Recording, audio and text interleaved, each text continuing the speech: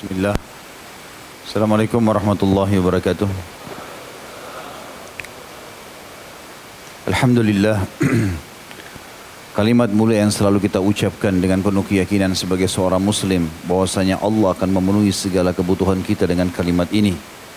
Karena dia telah berfirman dengan firman yang benar dan kekal ditelawakan oleh orang yang beriman sampai hari kiamat. La in syakartum la azidannakum wa la in kafartum inna adabi lasyadid. Kalau kalian bersyukur pasti aku akan tambah, dan kalau kalian kufur azabku sangat pedih. Oleh karena itu sangat wajar seorang muslim tidak pernah meninggalkan kalimat yang mulia ini. Selanjutnya kita panjatkan salam hormat kita, salawat dan taslim kepada Nabi besar Muhammad sallallahu alaihi wasallam, utusan sang pencipta Allah yang telah membawa kepada kita hukum halal haramnya Allah, dan juga mengucapkan salam hormat ini karena kita berharap bisa mendapatkan janji Allah, yaitu akan dibalas 10 kali tambahan rahmat, dan juga untuk membalas jasa manusia terbaik ini yang telah membawa kepada kita hukum Allah. Dia tidak meninggal dunia kecuali telah menyampaikan semuanya. Saudaraku seiman, melanjutkan bahasan dosa-dosa besar, dan dari dosa besar Imam Az-Zahabi kita pindah ke dosa-dosa yang dianggap biasa yang ditulis oleh Syekh Muhammad Shalih Al-Munajjid, dan pada malam ini kita masuk ke dosa besar ke 115 ya, tentang tidak memenuhi hak-hak pekerja. Teman-teman sekalian, ada hal-hal mendasar yang harus kita tahu. Di dalam Islam kita dibolehkan untuk mengejar prestasi dunia. Apapun sifatnya, selama itu halal, silahkan. Bahkan Islam tidak pernah menyuruh orang atau penganutnya untuk menjadi orang yang vakum, orang yang putus asa, orang yang merasa kecil hati, ya, orang yang merasa tidak punya kemampuan atau apalah ya bahasa yang sejenisnya. Tapi sebaliknya Islam datang memotivasi para pengikutnya dan penganutnya untuk menjadi orang yang sukses. Silahkan mengejar prestasi akademik tertinggi, mengumpulkan harta yang banyak, memiliki keturunan yang banyak, dan seterusnya. Selama itu boleh menggunakan pakaian yang bagus, memiliki rumah yang luas, memiliki tunggangan yang baik, bahkan memiliki lingkungan yang baik. Kata Nabi SAW dalam hadis yang sahih riwayat Bukhari dalam kitab Adab Mufrad, puncak bahagia seorang muslim justru ada di rumah yang luas, di tetangga yang baik, dan di tunggangan yang mewah atau layak. Itu hadis sahih. Artinya seorang muslim silahkan kejar yang terbaik. Bahkan kita dilarang untuk bermalas-malasan. Kita tahu Nabi SAW berlindung dari sifat malas, berlindung dari sifat putus asa. Dan kita tahu bahasan dosa-dosa besar kita pada saat masih membahas bukunya Imam Az-Zahabi rahimahullah. Beliau masukkan kategori dosa besar putus asa dari rahmat Allah. Menganggap tidak mungkin dia mampu, tidak mungkin dia kaya, tidak mungkin dia sembuh, tidak mungkin dia menikah dan segala macam dengan sangka baik sama Allah, dosa besar. Tidak boleh. Harus kita yakin. Dan Allah subhanahu wa ta'ala akan memberikan kepada kita sesuai dengan kadar keyakinan kita. Namun teman-teman sekalian, dalam mengejar prestasi-prestasi itu, kita dituntut untuk melakukan beberapa hal. Yang pertama, harusnya itu ikhlas karena Allah subhanahu wa ta'ala. Artinya walaupun pekerja dunia ingin memiliki perusahaan, titel akademik, segala macam, tetap kita ikhlaskan karena Allah subhanahu wa ta'ala. Sebagai seorang muslim, saya ingin mengejar titel akademik saya supaya saya memperbaiki ekonomi, supaya saya bisa mengajar, misalnya memberikan manfaat kepada orang. Jadi kita hubungkan dengan masalah agama. Yang kedua, harusnya sesuatu yang halal. Dalam arti kata menjauhi yang haram. Jangan menempuh pendidikan yang haram misalnya. Jangan sampai mencari pendapatan yang haram. Ya, semuanya harus halal. Kemudian juga yang ketiga, membangun semua prestasi itu di atas sistem yang halal. Kalau misalnya orang buka perusahaan, harus sistemnya halal. Juga masuk dalamnya produk yang dijual halal. Ya. Karena tiga hal ini kalau rontok dari sebuah perusahaan, modal yang halal, sistem yang halal, dan juga produk yang halal sudah jelas masuk dalam bab haram. Ya. Kemudian yang tidak kalah penting yang akan kita bahas pada malam ini adalah memberikan hak masing-masing. Baik pemilik perusahaan atau pimpinan kepada bawahannya, ataupun bawahan kepada atasannya. Kita akan mulai teman-teman sekalian dengan hak para buruh, staf, pegawai, pembantu, supir, segala macam ini yang memang statusnya sebagai pekerja, maka mereka wajib diberikan upahnya sesuai dengan syarat yang telah disepakati. Nabi SAW bersabda, tentu dalam masalah ini, al-muslimuna ala syurutihim. Orang muslim sesuai dengan kesepakatan mereka. Dan hadis ini hadis sahih. Jadi kalau misalnya sudah sepakat, Anda bekerja di satu perusahaan, gajinya misalnya 5 juta, hari kerjanya dari Senin sampai Kamis atau sampai Jumat, jam kerjanya jam sekian sampai jam sekian, ini jenis-jenis pekerjaannya 1, 2, 3, 4, 5, dijalankan dapat upah. Ya. Tetapi tentu upah ini teman-teman sekalian, diberikan setelah kita memberikan jasa. Karena Nabi SAW menjelaskan di dalam hadis yang sahih, hadis ini riwayat Ibnu Majah, u'tul ajira ajrahu qabla an yajiffa araqah. Berikanlah gaji atau upah kepada pegawai setelah dia bekerja, tetapi sebelum kering keringatnya. Maknanya kering keringat adalah pada saat tiba di jatuh tempo yang sudah disepakati, misalnya tanggal 30 akhir bulan atau tanggal 1 setiap bulannya, maka harus tanggal itu. Tidak boleh dilebihkan. Kalau kita dengan baik hati mengurangi, misalnya tadinya tanggal 1, sudah gajinya dimajuin aja bulan ini tanggal 30, majuin aja tanggal 29, tanggal 28, itu nggak ada masalah. Keputusan dari pemilik, tapi tidak boleh dia menerlambatkan. Kecuali dia sudah minta kehalalan dari pegawai itu. Maaf, bulan ini bertepatan tanggal 29 misalnya hari Sabtu, nggak ada terima gaji, maka ditunda hari Senin. Disampaikan, mereka ridho, boleh. Kalau mereka tidak ridho, berarti pemilik perusahaan wajib mundur. Berarti hari Jumat dia kasih. Tanggal 28, dia yang mengalah. Karena hadis Nabi SAW tadi jelas, berikanlah gaji mereka sebelum keringatnya kering. Dari sini pemilik perusahaan yang mengalah. Ya. Dan ini adalah poin yang sangat penting dalam agama Islam, bukan hal yang ringan. Bahkan di sini Syekh Muhammad Al-Munajjid hafizahullah menitik beratkan itu bagian dari dosa besar. Dan beliau menulis khusus judul tidak memenuhi hak-hak pekerja. Banyak dalil yang menyebutkan, bahkan dalam Al-Quran disebutkan dengan sangat jelas, kalau pegawai harus segera dikasih gajinya. Di antaranya firman Allah SWT dalam surah At-Talaq ayat 6. Tentang masalah memberikan upah ibu-ibu yang memberikan jasa air susunya, ya, kepada orang lain. Allah berfirman, a'udzubillahi minasyaitonir rajim, fa in arda'na lakum fa'tuhunna ujurahun. Kalau para wanita itu menyusui anak-anakmu, maka berikanlah kepada mereka upahnya. Jadi dikasih upah, disuruh kasih upah. Jadi memberi hak kerjanya orang itu bagus. Bahkan Nabi SAW menjanjikan siapapun yang membayar dengan tepat, maka dia termasuk mendapatkan pahala yang besar.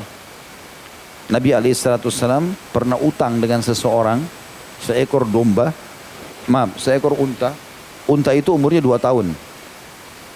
Nabi SAW gunakan entah untuk diberikan makan kepada para sahabat. Yang jelas unta itu sudah tidak ada. Pada saat jatuh tempo, Nabi SAW harus kembalikan unta. Berarti Nabi harus kembalikan unta yang sama umurnya.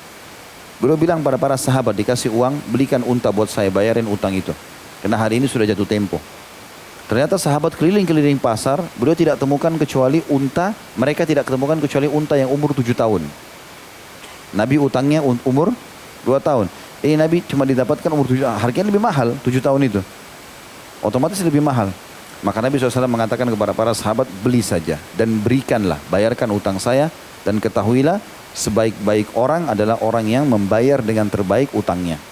Masuk dalam masalah ini kata ulama adalah pimpinan pemilik perusahaan yang membayar dengan baik kepada pegawainya. Dia mengalah tadi ya, dimundurkan waktunya. Kalau ternyata tanggal 29 tadi yang sudah disepakati, hari Sabtu atau hari Ahad, dia mundurkan, dia mengalah, dimajukan hari Jumat. Dan jangan dia terlambatkan kecuali dia minta keridhaan pegawai tadi. Jelas nggak? Jadi malam ini pegawai gembira. Banyak hak-hak yang kita bela. Ya. Terus banyak sekali ayatnya, banyak sekali ayat berhubungan dengan masalah itu. Di antaranya juga Nabi Musa alaihissalam pada saat bernegosiasi sama calon mertuanya, ya.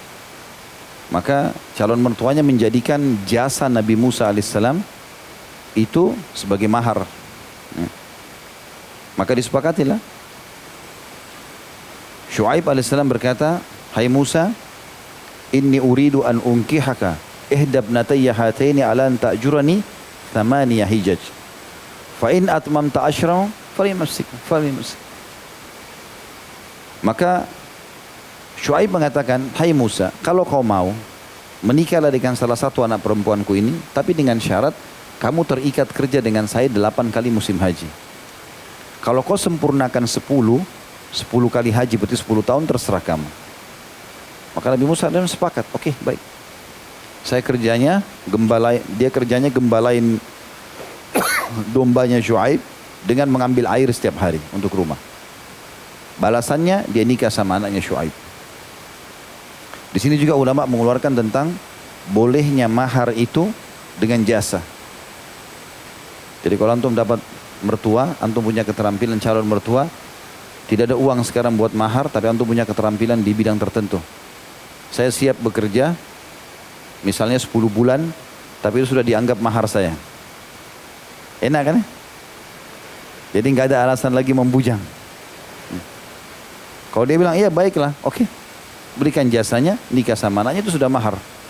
Itu contohnya. Tapi saksi bahasan kita ada kesepakatan di sini antara Musa sama Syuaib tentang masalah pembayaran. Dan banyak sekali dalil-dalil yang berhubungan dengan masalah itu. Tetapi kalau ada justru terbalik, seorang owner atau pemilik perusahaan atau atasan sengaja menunda-nunda pembayaran, yang jadi dosa bagi dia, haram hukumnya. Jadi tidak boleh secara mutlak. Bahkan Nabi SAW mengatakan dalam hadis Bukhari dan hadis riwayat Muslim, dua-duanya hadis sahih, matlul ghani zulm, penundaan pembayaran bagi orang yang mampu hukumnya haram. Ya. Sengaja dia tidak mau kasih karena alasan ini kan pegawainya baik kok, nggak pernah nuntut, ya udah biarin aja deh, telat seminggu, telat 2 minggu nggak apa-apa. Ya. Juga sabda Nabi SAW dalam hadis ini, hadis Hasan riwayat Ibnu Majah dan An-Nasai, kalau ada orang sengaja menunda-nunda haknya, dia tidak mau bayar hak pegawainya, maka pegawainya boleh mempermalukan dia. Dikatakan dalam hadis, maksudnya menyebutkan masalah itu. Dia sudah tagih tapi tidak mau. Disebutkan dalam sebuah hadis, kata Nabi SAW, layyul wajidi yuhillu irdahu wa uqubatah. Orang yang menunda kewajiban halal kehormatan dan pantas mendapatkan hukuman. Ya. Kalau memang betul-betul jelas antum punya hak di situ, misalnya antum sudah bekerja dalam sebulan. Ini bukan hitung-hitungan keuntungan ya. Kalau hitung keuntungan mungkin masih ada pembukuan segala macam, itu lain. Tapi di sini yang dimaksud adalah antum jelas-jelas pegawai, kemudian sudah jelas gaji antum bulan lalu sudah terima setiap tanggal 28, tanggal 29. Bulan depan, bulan ini juga terima, bulan 2 bulan misalnya terima, bulan ketiga ditunda sama dia. Dia nggak bayar. Kita tagih, nggak dikasih. Bulan 4 juga sudah kita bekerja, nggak dikasih. Akhirnya numpuk-numpuk sampai 3-4 bulan. Nah ini tidak boleh, ini masuk dalam hadis ini. Sudah boleh kita melaporkan dia kepada pihak yang berwenang atau orang yang bisa didengarkan oleh dia untuk dinasehati, maka itu bagus. Ya, itu boleh saja. Tapi di sini tentu tidak masuk begitu orang baru masih mempertimbangkan mungkin permintaan antum, lalu kemudian antum langsung main beberkan, ini nggak boleh. Ini masuk dalam masalah bab ghibah. Ya, masuk dalam masalah bab ghibah. Al-Munawi berkata, diharamkan menunda pemberian gaji padahal mampu menunaikan tepat waktu. Yang dimaksud memberikan gaji sebelum keringat si pekerja kering adalah ungkapan untuk menunjukkan diperintahkannya memberikan gaji setelah pekerjaan itu selesai. Ketika si pekerja meminta walau keringatnya tidak kering atau keringatnya telah kering. Juga yang perlu digarisbawahi teman-teman sekalian, apa yang dikatakan oleh Syekh Muhammad di sini Al-Munajjid hafizahullah, beliau mengatakan dalam hubungan antara pemilik usaha dengan pekerja, Nabi SAW menganjurkan disegerakan pemberian hak pekerja. Karena beliau telah bersabda di dalam hadis riwayat Ibnu Majah dengan sanad hasan, "U'tul ajira ajrahu qabla an yajiffa 'arahu." Berilah upah pekerja sebelum keringatnya kering. Salah satu bentuk kezaliman di tengah masyarakat muslim adalah tidak memberikan hak-hak para pegawai, pekerja, karyawan atau buruh sesuai yang seharusnya. Dan bentuk kezaliman itu beragam. Di antaranya, yang pertama, beliau kasih contoh, sama sekali tidak memberikan hak-hak pekerja, sedangkan si pekerja tidak memiliki bukti. Dalam hal ini, meskipun si pekerja kehilangan haknya di dunia, tetapi di sisi Allah pada hari kiamat kelak hak tersebut tidak akan hilang. Orang yang zalim itu karena telah memakan harta orang yang dizalimi, diambil daripadanya kebaikan yang pernah ia lakukan untuk diberikan kepada orang yang dizalimi. Jika kebaikannya telah habis, maka dosa-dosa orang yang ia zalimi itu diberikan kepadanya lalu dicampakkan ke dalam neraka. Jadi bentuk kezaliman yang pertama yang beliau katakan adalah kalau orang sengaja tidak memberikan sama sekali upah. Apalagi si pekerja ini tidak punya bukti, ya, hanya sepakat saja, tolong bersihkan kebun saya itu, nanti saya kasih kamu upah. Ya, kalau sudah selesai 200.000. Orang udah setengah mati dari pagi bersihin segala macam rumput, selesai pura-pura keluar. Nggak ada. Ditunggu sampai malam, dia nggak pulang-pulang. Besok datang lagi, nggak ada, ditutup pintunya. Padahal rumputnya sudah bersih. Ini jelas kezaliman. Ini kan contoh. Dan orangnya tidak ada bukti. Kalaupun dia melapor misalnya, saya udah bersihin kebunnya orang ini, dia tak minta 200.000, dia tak janji saya. Bisa saja orang itu pungkiri, enggak. Kapan dia bersihin? Mana buktinya? Misal contoh. Ini kalaupun terjadi, ya, contoh saja. Begitu juga dengan semuanya. Perusahaan manapun, ya, pekerjaan apapun, kalau orang hanya masuk saja, misalnya silakan, saya punya tempat makan kecil, mau bekerja silakan. Ya, nanti 1 bulan saya kasih 300.000. Terus kemudian ternyata atau 1 hari sekian, ternyata dia enggak, setelah selesai kerja enggak dikasih. Tidak ada buktinya, karena kalau kios-kios makan kecil di pinggir jalan, biasanya enggak ada akad, gitu kan? Enggak ada akad kerjasama. Maka biasanya terzalimi, misal contoh, ini contoh saja. Nah ini semua tidak boleh kezaliman. Maksud itu dalamnya, kalau orang bisa atau dia punya akad dan bisa nuntut, ya, ke Departemen Tenaga Kerja misalnya, dia bisa tuntut, itu bagus kalau dia punya akad. Tapi di sini kata beliau, terlebih lagi kalau orang itu dasarnya tidak punya akad, dia mau nuntut juga nggak bisa. Tapi orang seperti ini dalam syariat tidak perlu khawatir, karena pasti dia akan mengambil haknya pada hari kiamat. Bukan cuma itu, sebagian ulama mengatakan bahwasanya orang yang sengaja tidak memberikan upah ini masuk dalam kategori dosa besar, dan orang yang terzalimi dipastikan akan diberikan rezeki oleh Allah SWT. Dihitung dia seperti bersedekah dengan jasanya itu. Dan bersedekah itu, misalnya kita bekerja sebulan tidak digaji, bekerja berapa jam tidak dikasih upah, maka dihitung nilai upah itu seperti dia bersedekah. Orang kalau bersedekah dapat minimal 10 kali lipat. Allah Subhanahu wa taala menjanjikan itu. Dalam Al-Quran Allah berfirman, A'udzubillahi minasyaitonirrajim, man ja'a bil hasanati falahu asyru amsalihha. Siapa yang melakukan satu perbuatan baik maka akan dibalas 10 kali lipat. Dan itulah yang diistidlalkan oleh ulama, bahwasanya orang yang terzalimi dia akan mendapatkan seperti bersedekah dengan uang yang sedang dia tidak terima itu atau jasanya, dan minimal janji Allah 10 kali lipat. Yang kedua kata beliau, mengurangi hak pekerja dengan cara tidak dibenarkan. Allah Subhanahu wa taala berfirman, wailun lil mutaffifin. Dalam surah Al-Mutaffifin ayat 1, kecelakaan besar bagi mereka yang curang. Hal itu sebagaimana banyak dilakukan pemilik usaha terhadap para pekerja yang datang dari daerah. Di awal perjanjian mereka sepakat terhadap upah tertentu, tapi jika si pekerja telah terikat dengan kontrak dan memulai pekerjaannya, pemilik usaha mengubah secara sepihak isi perjanjian lalu mengurangi dan memotong upah pekerjanya dengan berbagai dalih. Si pekerja tentu tidak bisa berbuat banyak dengan posisinya yang serba sulit antara kehilangan pekerjaan dan upah di bawah batas minimum. Bahkan terkadang si pekerja tak mampu membuktikan hak yang mesti ia terima. Akhirnya si pekerja hanya bisa mengadukan halnya kepada Allah Subhanahu wa taala. Jika pemilik usaha yang zalim itu seorang muslim sedang pekerjanya seorang kafir, maka kezaliman yang dilakukannya tersebut bentuk menghalang-halangi manusia dari jalan Allah, sehingga dialah yang akan menanggung dosa orang tersebut. Jadi walaupun pegawainya orang kafir, tetap sama, tetap dia dihitung dapat dosa. Walaupun si kafir tidak mendapatkan manfaat di akhirat, sisi pahala, tapi tetap Allah menjanjikan rezeki bagi orang yang terzalimi. Apalagi memang doa orang terzalimi diijabah. Walaupun itu orang kafir, satu-satunya doa orang kafir yang diijabah adalah doa orang yang terzalimi. Walaupun ada sebagian ulama menambahkan juga doa orang tua buat anak, ya, tapi yang paling jelas adalah doa orang yang terzalimi. Karena Nabi SAW mengutus Muadz bin Jabal radhiyallahu anhu ke negeri Yaman, dan beliau mau dakwahi orang kafir, ahli kitab. Ya, maka Nabi SAW ingatkan Muadz bin Jabal, kau akan mendatangi kaum ahli kitab, yang kau pertama dakwahi adalah syahadat, kalau mereka terima baru suruh mereka sholat, kalau mereka terima suruh mereka zakat, kalau mereka terima suruh mereka puasa Ramadan, kalau mereka terima suruh mereka haji. Dan hati-hati kamu dengan menyentuh harta mereka. Ya, karena tidak ada hijab antara orang yang terzalimi dengan Tuhannya.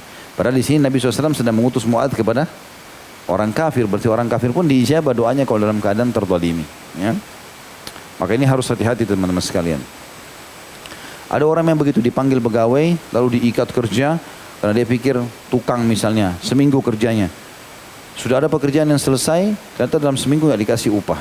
Dibuat alasan segala macam, telatlah inilah. Akhirnya orang itu kesian, untuk makan aja tidak ada. Tunggu 2-3 hari, daripada nggak makan dia cari pekerjaan lain. Udah, tertundalah gaji itu. Bahkan ini bisa bahaya, jadi haram buat dia tentunya. Ya. Dan tidak ada keberkahan teman-teman. Sesuatu yang sudah dibubuhi dengan keharaman pasti tidak ada berkahnya. Pasti itu. Tiap rumah yang dibangunkan, kebun yang dibersihkan, apalah baju yang dicucikan, semuanya tidak akan ada berkahnya. Selama memang itu bukan halal. Kita harus bayar jasanya orang. Yang ketiga, memberi pekerjaan atau menambah waktu kerja atau lembur. Tapi hanya memberikan gaji pokok dan tidak memperhitungkan pekerjaan tambahan atau waktu lembur. Ini juga tidak boleh. Karena tadi sudah jelas hadisnya yang kita sudah sebutkan. Al-muslimuna ala syurutihim. Orang muslim harus sesuai dengan syarat yang disepakati. Kalau dia kerja 8 jam per hari, dari jam 8 sampai jam 5 sore ya sudah. Lewat dari jam 5 sore, maka dilihat. Kalau dia bekerja betul, ada tambahan, harus dibayar lemburnya. Tergantung kesepakatan. Ya. Di sini tentu tidak masuk kalau pegawai itu sengaja lembur-lemburkan diri. Ya. Jadi dia sudah tahu kalau lebih nih, jam 6, 1 jam bisa dapat duit, lumayan. Pura-pura pekerjaannya ditunda-tunda. Innamal a'malu binniyat. Ya. Ingat muamalah kita sama Rabbul Alamin yang di atas langit. Bukan sama orang ini. Orang ini kita bisa tipu tapi Allah tidak mungkin. Ya. Allah itu basir, maha melihat, alim, maha mengetahui. Dan Allah itu syadidul iqab, berat siksaannya. Jangan main-main soal itu. Ya. Harus kita hati-hati dan peka. Kalau bukan hak kita, jangan disentuh. Haknya orang lain, berikan. Jelas nggak ini? Baik. Jadi nggak boleh, lembur harus dibayar. Dan hak antum sebagai pegawai minta itu dari awal kejelasan. Ya, ada satu hal yang perlu digarisbawahi di sini, hak antum sebagai pegawai akan hilang kalau tidak ada kesepakatan sebelumnya. Maka harus ada kesepakatan. Kalau misalnya saya mau kerja di sini, baiklah silakan kerja. Kalau tidak ada pembicaraan berapa jam, maka harus kerja terus. Gitu kan? Seperti banyak kasus pembantu rumah tangga, ya. Dia tidak sepakat jam berapa jam dia kerja, akhirnya biar tengah malam dibangunkan. Ya, tapi itu tidak salah majikannya, karena dia tidak ada akad. Kalau ada akad, saya minta tolong, kalau malam saya butuh istirahat. Dari jam 11 misalnya, sampai jam 5 subuh misalnya. Itu jam 4. Baiklah silakan. Dan kalau majikannya mau minta tolong, maka bahasakan, boleh nggak saya minta tolong. Gitu. Makanya Umar bin Abdul Aziz rahimahullah pernah kedatangan tamu di malam hari, lalu dia layani sendiri, padahal dia khalifah. Lalu kemudian tamunya bilang, mana pembantu anda? Biar dia yang membantu. Dia bilang tidak, dia sudah istirahat. Saya bangunkan, jangan. Dia juga butuh waktu untuk istirahat. Padahal dia raja. Tidak sewenang-wenang langsung menindas orang gitu ya. Padahal juga orang zalim sekali. Tidak mau tahu gitu ya. Maka dia menindas orang-orang semaunya sendiri. Makanya tidak boleh. Tetap Allah akan hukum dia. Ingat, Tuhan kita satu, Allah subhanahu wa ta'ala. Saya pernah kasih contoh, jangankan manusia, kucing lewat, antum sengaja iseng tendang, lalu kucing itu pergi, antum pikir kucing gak bisa balas, biar aja. Nanti antum jalan pakai sepatu baru, jalannya lurus, keseleo, 2 minggu sakit. Kenapa? Tendang kucing. Gak bisa, macam-macam. Allah subhanahu wa ta'ala itu maha adil. Dan tidak sama dengan makhluk yang masih bisa toleransi. Allah subhanahu wa ta'ala menghukum hamba-hambanya sesuai dengan kadar yang dia lakukan. Apalagi kalau dia berbuat zalim. Bahkan dalam ayat Al-Quran Allah mengatakan, sesungguhnya Allah tidak akan, kalau Allah menghukum seorang yang zalim, maka Allah tidak akan tinggalkan sesuatu pun buat dia. Artinya dihukum dengan sangat berat. Yang keempat, mengulur-ngulur pembayaran gaji sehingga tidak memberikan gaji kecuali setelah melalui usaha keras kerja. Baik berupa pengaduan, tagihan, hingga usaha lewat pengadilan. Ada orang begitu subhanallah. Tetap dia simpan gaji itu. Tapi dia tidak mau kasih. Sampai nanti betul-betul pegawai itu sudah berhasil mencapai pengadilan baru. Dan harapan dia tidak bayar. Makanya tidak boleh sebenarnya. Mungkin maksud pengusaha menunda-nunda pemberian gaji agar si pekerja bosan. Lalu meninggalkan haknya dan tidak lagi menuntut. Atau selama tenggang waktu tertentu, ia ingin menggunakan uang pekerja untuk suatu usaha. Misalnya pegawainya banyak, 1.000 orang. Kalau dia tahan gajinya 1.000 orang, masing-masing 2 juta, banyak sekali. Dia ingin putar dalam bentuk modal, tunda aja deh 3 bulan. Dengan alasan segala macam gitu kan. Nanti akan dikasih gajinya, nanti dikasih tahun bulan depan, padahal diputar nggak boleh. Karena itu hak mereka, kecuali dengan ridho mereka. Ya, tidak boleh pakai gaji pegawai untuk investasi apapun, kecuali dengan ridho mereka. Ya. Ini hati-hati teman-teman, harus peka sekali. Saya pernah sampaikan itu dan saya ulangi lagi, saya sampaikan sama teman-teman di travel yang kami kelola. Ingat, kalau ada jemaah yang bayar, kemudian dia tidak jadi berangkat. Tidak ada istilah hangus. Gak boleh kita hangus, jangan ambil uangnya orang. Ya, kalau ambil uang orang berbahaya nih, gitu kan. Kalau terlanjur dia sudah dibelikan tiket, sudah bayar hotel di sana, akomodasi di sana, maka kita coba bantu, kembalikan. Kalau memang penerbangan potong misalnya 30%, ya 30% saja, sisanya 7% kita kembalikan.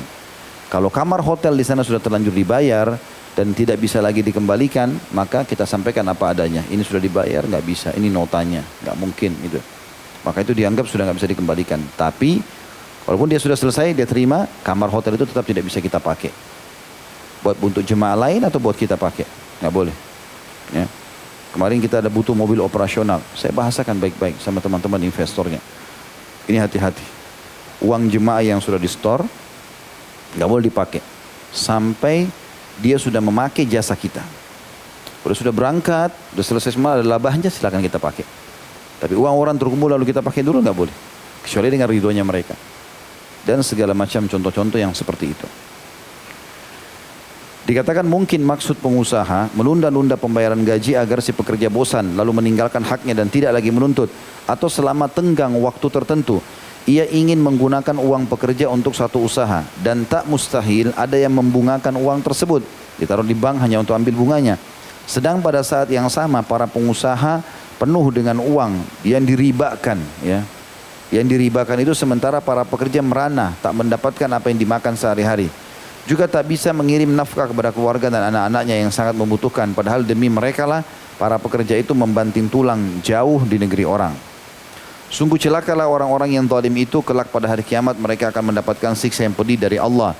Dalam sebuah riwayat dari Abu Hurairah radhiyallahu anhu disebutkan bahwasanya Rasulullah SAW bersabda, qala Allah Ta'ala, Allah yang maha tinggi telah berfirman, thalathatun ana khasmuhum yawmal qiyamah, rajulun a'ta bi thumma ghadar, wa rajulun ba'a hurran wa akala thamanah, wa rajulun ista'jara ajiran fastawfa minhu wa lam yu'tihi ajrah. Allah Ta'ala berfirman, 3 jenis manusia yang aku akan menjadi musuh mereka kelak pada hari kiamat. Kita bermusuhan sama satu manusia saja sudah luar biasa repotnya, apalagi kalau bermusuhan dengan sang pencipta Allah. Yang pertama adalah laki-laki yang bersumpah dengan namaku untuk melakukan sesuatu lalu berkhianat. Tentunya luas maknanya ya. Siapapun laki-laki atau perempuan yang berkhianat, ya, dia sudah menjanjikan tapi dia tidak lakukan, apalagi bersumpah atas nama Allah, maka ini masuk musuh Allah SWT. Ini mirip juga dengan hadis yang pernah saya sebutkan ya, yang kata Nabi SAW. Nanti kita kembali ke lanjutan hadis ini ya. Ada hadis yang lain menguatkan potongan pertama. Jenis pertama manusia yang Allah musuhi ini adalah orang yang bersumpah dengan nama Allah untuk melakukan sesuatu lalu dia berkhianat. Ya. Hadis Nabi SAW yang berbunyi, siapapun yang mengiming-imingkan seorang wanita, ya, saya akan nikahi kamu, saya akan begini, saya akan berikan ini dan terusnya, lalu dia bersumpah atas nama Allah untuk membenarkan sikapnya, padahal dia bohong, Allah pun tahu dia bohong. Maka terhalalkanlah kemaluan wanita tersebut kecuali pada hari kiamat. Walaupun di dunia dia status di buku nikahnya adalah suami, orang-orang tahu dia suami, tetap dia dihitung sebagai seorang pezina. Hukuman pezina karena dia bohong, dia menipu di situ. Dan tidak ada seseorang yang mengiming-imingkan seseorang dengan bersumpah atas nama Allah, pemilik harta, lalu terhalalkanlah harta orang tersebut padahal dia tahu dia bohong, Allah tahu dia bohong. Kecuali dia akan datang pada hari kiamat dicatat sebagai seorang pencuri. Jadi hati-hati teman-teman, muamalah kita sama Allah Azza wa Jalla. Tidak boleh kita lalai, berat hukumannya ini. Yang kedua yang Allah musuhi pada hari kiamat adalah laki-laki yang menjual orang yang merdeka. Ya. Bukan budak, lalu memakan harga uang hasil penjualannya. Ya, seperti misalnya dia memberangkatkan orang-orang dengan alasan mau bekerja di satu negeri. Ternyata bukan pegawai, tapi dijual. Maka terikatlah manusia-manusia tersebut menjadi budak-budak yang diperjualbelikan. Lalu dia ambil nilainya. Ya. Kemudian yang ketiga, ini jadi saksi bahasan kita adalah laki-laki yang mempekerjakan pekerja yang mana ia memenuhi pekerjaannya, pegawainya, tetapi ia tidak memberikan upahnya. Jadi sudah dipekerjakan, sudah berikan jasanya tapi tidak dikasih gajinya. Hadis ini diriwayatkan oleh Imam Bukhari di jilid 4 halaman 447. Ya. Jadi itu teman-teman sekalian berhubungan dengan masalah hak pegawai. Ya. Dan bagaimana atasan harus bersikap. Sekarang kita masuk teman-teman sekalian ke haknya pemilik supaya adil. Ya. Jadi kalau di sini ada yang hadir pengusaha, ada punya instansi segala macam, antum juga punya hak. Ya. Hak yang pertama yang harus dipenuhi oleh pegawai adalah mereka tulus bekerja dan tidak berkhianat. Berjalan sesuai dengan syaratnya. Apa yang disepakati. Kata Nabi SAW tadi, al-muslimuna ala syurutihim. Orang muslim sesuai dengan syaratnya. Maka pegawai wajib bekerja dan memberikan haknya. Bahkan kata Nabi SAW, aku diperlihatkan 3 orang yang pertama masuk surga pada hari kiamat. Di antaranya adalah seorang budak yang memberikan hak Tuhannya dan memberikan hak majikannya. Tentu di sini tidak disamakan dengan budak, tapi sebagian ulama mengatakan Allah Subhanahu wa taala memberikan jasa yang besar. Masuk ke surga pertama golongan di antaranya adalah seseorang yang budak yang terikat dengan keterbudakan, lalu dia memberikan hak Tuhannya ibadah dan dia juga memberikan hak majikannya. Jadi semestinya orang tahu kalau dia bekerja, gitu kan? Dan semua pekerja yang tulus, yang ikhlas, bekerja karena ingin mencari nafkah yang benar, maka banyak keutamanya. Di antaranya hadis sabda Nabi SAW, siapa yang keluar mencari rezeki, ya, yang halal buat keluarganya, maka dia di jalan Allah sampai dia kembali. Juga dalam hadis yang lain kata Nabi SAW, tidak ada seseorang yang membuka pintu iffah, kemuliaan, tidak ngemis-ngemis, bekerja. Di hasil kerjanya baru dia hidup dari situ. Kecuali Allah akan bukakan pintu kekayaan dan tidak ada orang yang membuka pintu mengemis kecuali Allah bukakan pintu kemiskinan. Dalam hadis yang lain kata Nabi SAW, tidak ada sesuatu yang paling mulia yang kalian konsumsi dibandingkan dari hasil tangan kalian sendiri. Dan ketahuilah anak-anak kalian dari hasil tangan kalian atau hasil upaya kalian. Jadi semua keutamaan-keutamanya, makanya bekerja serius. Karena Allah Subhanahu wa taala serius maksimal dalam pekerjaan tersebut dan memberikan yang terbaik buat orang yang sedang terikat akad dengan dia. Yang kedua, terus ini bekerja serius ya. Yang kedua masuk dalamnya tidak boleh berkhianat. Sesuatu yang bukan hak antum jangan disentuh. Ini sudah sering saya kasih contoh ya. Antum bekerja sebagai seorang staf pegawai di restoran, di rumah makan, atau antum bekerja di apalah ya, penjual minuman sekarang banyak di counter-counter di mall misalnya. Maka ingat, akad antum apa dulu jelas. Kalau dia hanya pekerjakan antum untuk bekerja saja, atau penjual es krim, penjual biskuit, apalah ya, maka akadnya apa dulu?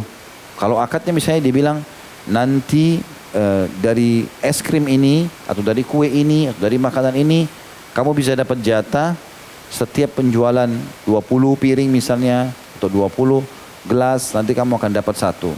Atau kalau kamu mau, boleh jatah kamu 1 skop per hari misalnya. Maka itu tidak ada masalah. Tapi kalau tidak ada kesepakatan itu tidak boleh kita sentuh sama sekali. Pernah saya ceritakan kisahnya Sufyan Ats-Tsauri rahimahullah. 3 bulan bekerja di kebun kurma, tidak pernah makan 1 butir pun. Waktu ditanya sama pemilik kebunnya, kenapa kau tidak makan? Bagaimana bisa kau yang turunkan dari pohonnya, kau yang sortir, kau yang natah di tempatnya untuk dijual?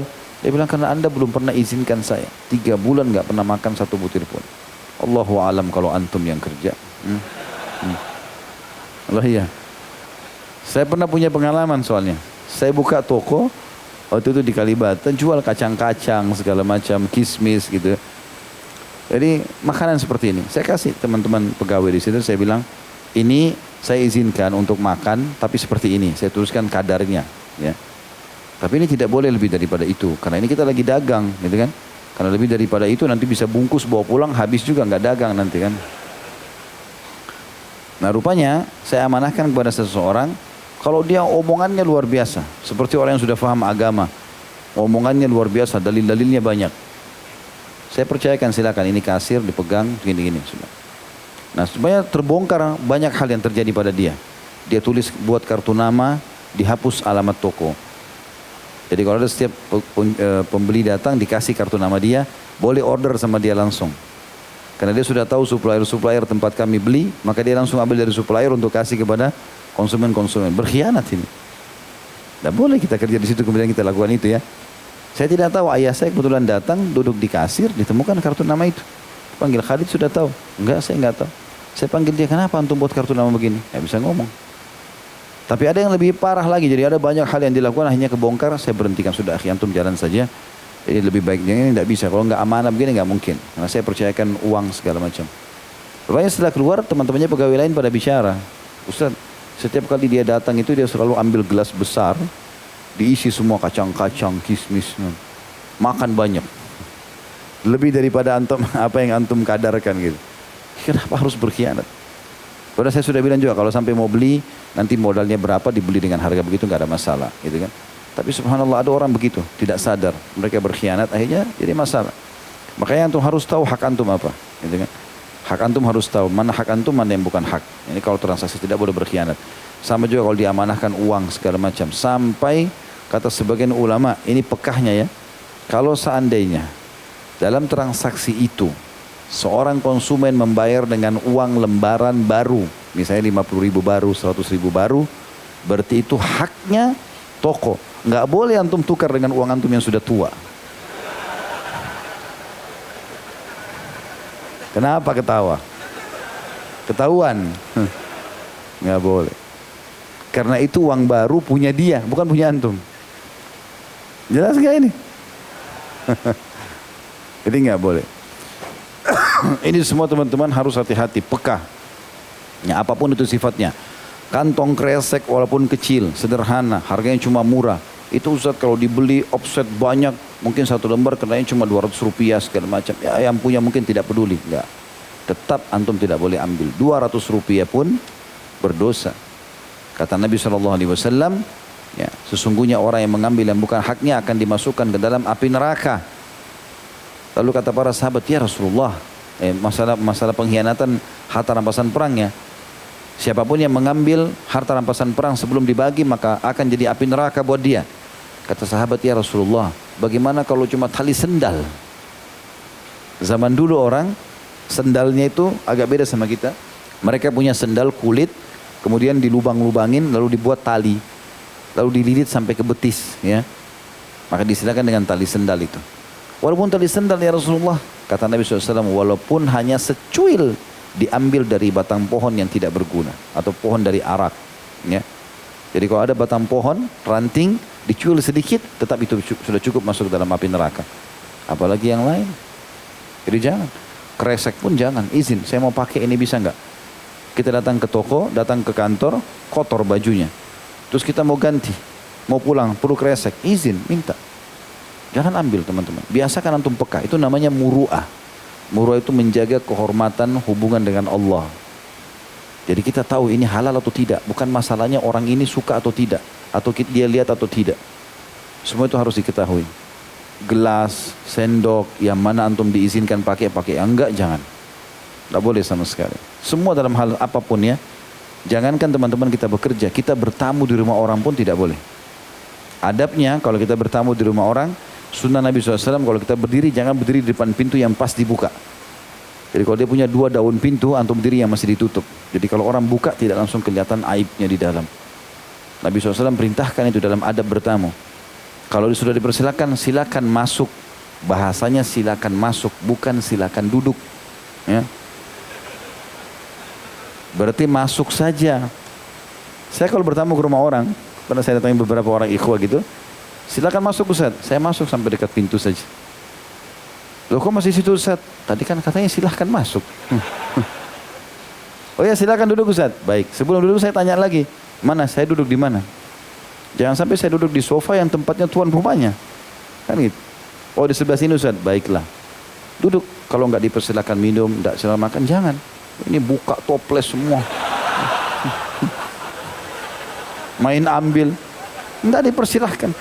Dari mana hak antum? Ada kadang-kadang juga tamu tidak tahu diri, singgung-singgung. Ini tenggorokan sudah kering nih dari tadi. Tahu diri. Bertamu, mungkin dia tidak punya minuman. Mungkin, dan seterusnya. Antum sampaikan hajat, pulang setelah itu. Dan banyak hal-hal yang berhubungan dengan masalah itu, teman-teman. Jadi nggak boleh. Ya, intinya kita kembali ke bahasan tadi, jangan sampai kita berkhianat. Walaupun hal kecil.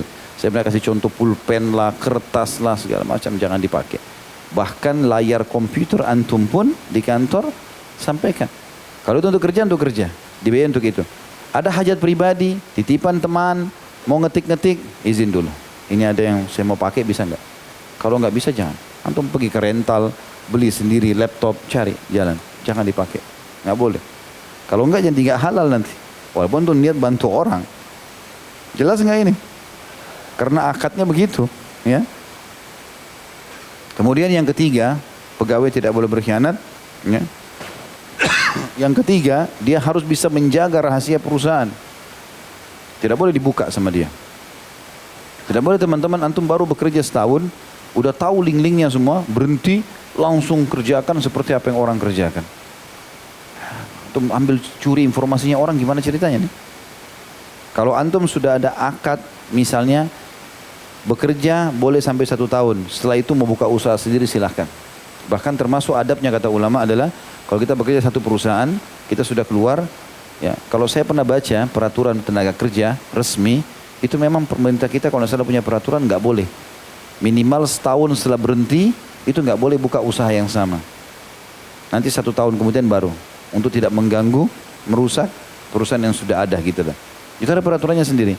Tapi ulama membahas secara syar'i, kalau kita mau bekerja pun atau kita mau bekerja itu kita izin. Saya udah berhenti dari sini, sekarang saya mau buka usaha yang sama. Bisa nggak saya izin buka? Ya sudah, silahkan, nggak apa-apa. Tapi jangan berkhianat teman-teman, nggak boleh. Ya. Jadi ini poin harus digarisbawahi, ya. Jadi kita harusnya menjaga rahasia perusahaan apapun yang kita tahu, ya. Dan saya juga sudah berkumpul dengan beberapa ikhwah yang saya ambil informasi dari mereka yang juga bekerja di kantor-kantor besar, memang sudah begitu peraturannya juga. Mereka harus jaga rahasia perusahaan, kalaupun keluar juga tidak boleh diceritakan kepada orang lain, bahkan sama pasangannya sendiri tidak diceritakan. Kan gitu. Kemudian yang keempat, menggunakan fasilitas yang dibolehkan sesuai dengan fasilitas itu. Tadi kalau yang kedua kan masalah khianat, ya.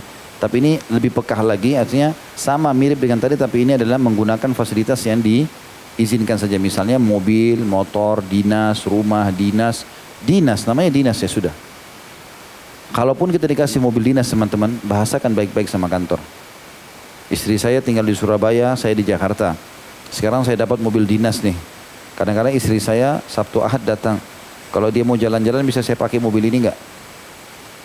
Oh boleh, silakan. Ya sudah, alhamdulillah. Oh enggak boleh, karena itu khusus untuk kantor. Ya sudah, jangan, pakai mobil yang lain. Enggak masalah, pakai kereta api, pakai bus, jangan pakai yang itu. Selama itu tidak halal. Ya. Jangan teman-teman sekalian. Rumah dinas, buat siapa rumah ini? Tanya. Siapa yang bisa tinggal di situ? Oh terserah Anda. Ya sudah, alhamdulillah. Kita panggil keluarga segala macam boleh. Baik, ini rumah dinas. Boleh enggak istri anak saya datang tinggal? Oh boleh, ya sudah. Oh enggak boleh, ya sudah, jangan. Jadi harus jelas semuanya dari awal supaya fasilitas itu halal. Fasilitas itu halal, jadi tidak boleh sembarangan di sini. Ya, jadi menggunakan fasilitas sesuai dengan yang ditentukan saja. Karena orang Muslim sesuai dengan syaratnya. Ya, sesuai dengan syaratnya. Ini kita sayangkan sekali. Banyak orang berkhianat teman-teman. Hati-hati jadi pegawai. Dia bekerja, kemudian dia kasih jasanya di perusahaan, dia juga sudah terima gaji. Pada saat dia keluar dibawa jasanya, itu nggak boleh. Itu juga masuk dalam larangan. Karena dia merasa itu jasa dia dibawalah semuanya. Terus kamu terima gaji kemarin gimana? Jadi nggak boleh. Sudah menjadi hukum internasional bahkan. Ya. Itu kalau bekerja di satu tempat, kita memberikan hasil kerja kita, dan kita sudah terima gaji, ya sudah, berarti itu hak perusahaan. Berarti bukan hak kita. Maka tidak boleh sama sekali kita mengambilnya. Ya, ada orang begitu keluar, dihapus semua data-data yang sudah dia tahu. Akhirnya perusahaan jadi kelabakan. Mana siapa yang mau hubungin, siapa mau begini, siapa mau begitu. Ini nggak boleh. Nah, ini tidak boleh sama sekali. Hati-hati. Ya. Jadi harus amanah benar-benar untuk menjaga semua yang berhubungan dengan masalah itu. Dan Nabi SAW sudah menjelaskan dalam hadis yang masyhur, yaitu bunyinya Kullukum ra'in wa kullukum mas'ulun an ra'iyati. Kalian semua pemimpin akan diminta pertanggungjawaban hari kiamat. Pemimpin negara bertanggung jawab terhadap masyarakatnya. Seorang suami tanggung jawab terhadap istri dan anaknya. Seorang istri tanggung jawab terhadap anak dan harta suaminya. Dan seorang pegawai ya, atau sahaya bertanggung jawab terhadap harta majikannya atau tempat dia bekerja. Baik, izinkan saya tutup teman-teman sekalian dengan pahala yang bisa didapatkan tapi dengan cara yang benar, yaitu dengan membantu orang lain.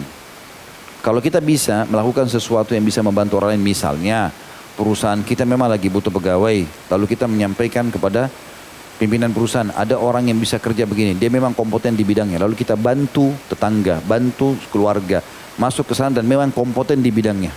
Tidak ada nepotisme, memang betul kompeten di bidangnya. Maka itu bagus, lakukan, tidak masalah. Bahkan Nabi SAW mengatakan dalam hadis yang sahih, hadis ini diriwayatkan Imam Muslim di jilid 4 nomor 1726, "Man istata'a minkum an yanfa'a akhahu falyaf'al." Siapa yang bisa di antara kalian memberi manfaat kepada saudaranya, lakukanlah.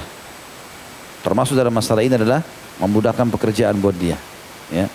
Juga pimpinan perusahaan, memang orang ini layak dinaikkan jabatan, naikkanlah jabatannya, silahkan. Ya.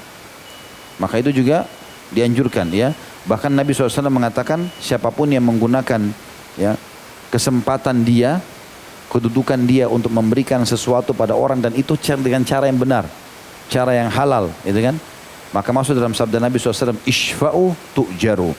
Berikanlah pertolongan, niscaya kalian akan diberikan pahala.